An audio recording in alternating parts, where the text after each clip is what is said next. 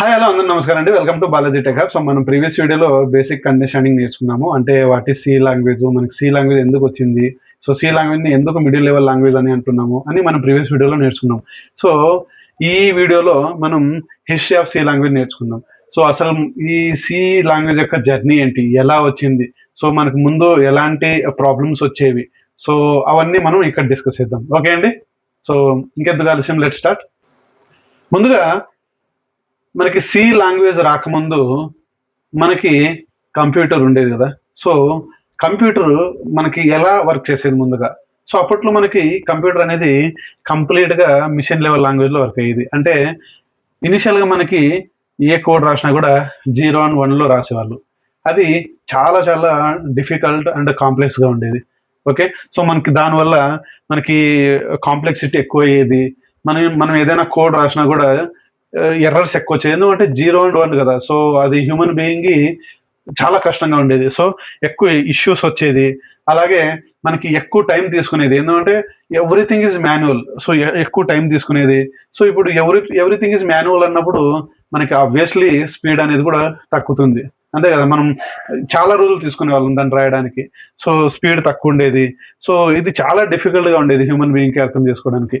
So తర్వాత మనకి assembly language వచ్చింది. సో ఈ అసెంబ్లీ లాంగ్వేజ్లో ఇక్కడ ఏవేవైతే మనకి డిఫికల్టీస్ అనిపించాయో ఇక్కడ కొంచెం ఈజీగా రాయడానికి ఇక్కడ కొంచెం ఇంప్లిమెంటేషన్ చేశారు. ఓకే. సో తర్వాత కొంచెం కాంప్లెక్సిటీ ఉండేది, బట్ హార్డ్వేర్తో కమ్యూనికేషన్ అనేది ఇంకొంచెం డిఫికల్ట్గానే ఉండేది. అంటే డైరెక్ట్గా హార్డ్వేర్తో కమ్యూనికేట్ అవ్వాలంటే చాలా ఇబ్బందిగా ఉండేది.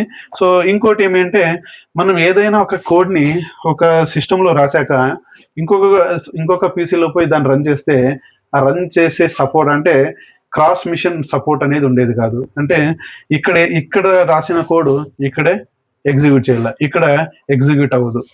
సో అంటే మనం కంప్లీట్గా ఇది కోడ్ డిపెండెంట్ ఉండేది అనమాట. అంటే కోడ్ డిపెండెంట్ అంటే మనం ఏ పీసీలో అయితే రాస్తామో అదే పీసీలోనే ఎగ్జిక్యూట్ చేయాలి, వేరే పీసీలో చేయడానికి లేదు. సో అలా కోడ్ డిపెండెంట్ ఉండేది. సో దీని తర్వాత ఇంకా సంథింగ్ ఏదో బెటర్గా మనం ప్రోగ్రామింగ్ లాంగ్వేజ్ని రాయాలి అని అనుకుని అప్పుడు మనకు వచ్చిందే basic combined programming language. Okay. So ఈ బేసిక్ కంబైన్డ్ ప్రోగ్రామింగ్ లాంగ్వేజ్లో బేసిక్గా ఈ ప్రోగ్రామింగ్ లాంగ్వేజ్ని ఎక్కువగా సిస్టమ్ ప్రోగ్రామ్ లాంగ్వేజ్ రాయడానికి యూజ్ చేసేవాళ్ళు. ఓకే. సో అలాగే దీంట్లో కొన్ని హై లెవెల్ ఫీచర్స్ మనకి తీసుకొచ్చారు. అంటే మనకి హ్యూమన్ బీయింగ్కి అర్థమయ్యేలాగా కొన్ని ఈ సింపుల్ సింటాక్సెస్ కానీ అవన్నీ ఇక్కడికి వచ్చాయి. బట్ మనకి ఇక్కడ టైపింగ్ సిస్టమ్ అనేది కొంచెం కాంప్లెక్స్గా తక్కువగానే ఉండేది. అలాగే మనకి ఎఫిషియన్సీ అంతగా ఉండేది కాదు. ఓకే అండి. సో మళ్ళీ మనకి ఇంకో ఏదో కావాలి. సో అప్పుడు వాళ్ళు వచ్చేసి బి లాంగ్వేజ్ని ఇంట్రడ్యూస్ చేశారు. సో బి లాంగ్వేజ్లో అఫ్ కోర్స్ ఇక్కడ నుంచి ఏమేమైతే సమస్యలు ఉన్నాయో అవన్నీ ఓవర్కమ్ చేసుకుంటూ వచ్చారు. సో బి లాంగ్వేజ్లో వాళ్ళు సింపుల్ సింటాక్స్ని ఇంప్లిమెంట్ చేశారు. అలాగే ఇక్కడ ఈ కంప్లీట్ బి లాంగ్వేజ్ని ఈ యూనిక్స్ ఆపరేటింగ్ సిస్టంలో కూడా యూజ్ చేశారు. ఓకే అంటే సో ముందుగా మనకి యూనిక్స్ ఆపరేటింగ్ సిస్టమ్ అనేది ఉండేది.